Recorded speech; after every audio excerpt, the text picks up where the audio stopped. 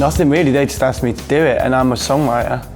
I don't really have a kind of an ego, but I mean, what I mean is I don't really care about music like that. For me, music's all about like a form, and the only thing you have to ask yourself with any music, whether it's pop or where it comes from, like boy bands or whatever, is it an honest form of expression or is it not? If it is somebody honestly expressing themselves, regardless of how they're doing it, it's all right to like it. And I like pop music. I grew up around melodies dictating my life and not lyrics. Do you know what I mean? I love Leonard Cohen. I love people with insanely incredible, like kind of lyrical narratives that change the way that you are, like Dylan. But I also love Whitney and just massive big melody lines, and there's nothing wrong with that. People need to get over themselves a little bit. People need to stop like worrying about music being such a projection of your personality. It doesn't matter if you like Justin Bieber, the last Justin Bieber album, which was amazing, quote, amazing record. Well, I'm learning that every day. I think that it's been quite an idealistic story for us, you know? It didn't happen, and then we said we're going to do it ourselves with a big one of them, you know, and it kind of happened. And so I can't really, what advice could I give to people? You know, what advice could I give myself? Bum around for like 10 years, don't try that hard at anything else, and then maybe a manager will pick you up. Then every label will turn you down, but then somebody might invest enough money for you to put a record out, and then people get really excited. That'd be my advice. That's my advice from Matt Healy, straight to you.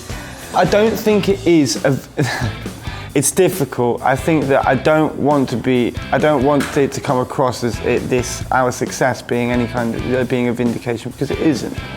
It was nice when we became a priority band on Universal, and our album artwork, which is our neon sign, was hanging in the front lobby of Universal in front of every record label that had turned us down previously. That was a nice moment.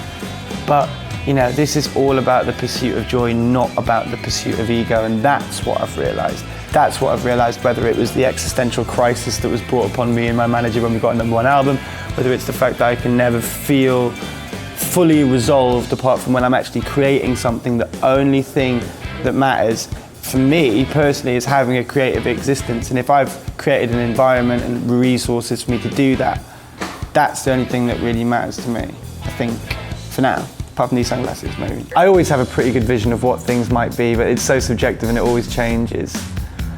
I think you're always in danger of, when people talk about having concepts for things, are the songs born of the concept, or is the concept born of the songs? We're fortunate enough to have this album's kind of being dictated by the songs that are coming naturally.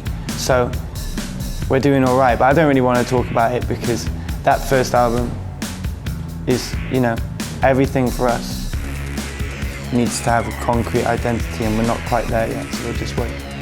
We did a remix of one of his tracks. He started to do a remix of one of our tracks, and then it kind of turned into like his new track. So we were like, well, just leave a bit of the vocal on and just turn it into your song. So we went into the studio with him the other night. He's crazy. He's really nice. He's crazy. He's really, really cool. He deafened us for about 2 hours listening to the remix, and then it's going to come out on Record Store Day. And he wants to do a video for it. I'm not going to be in it, but it'll be good.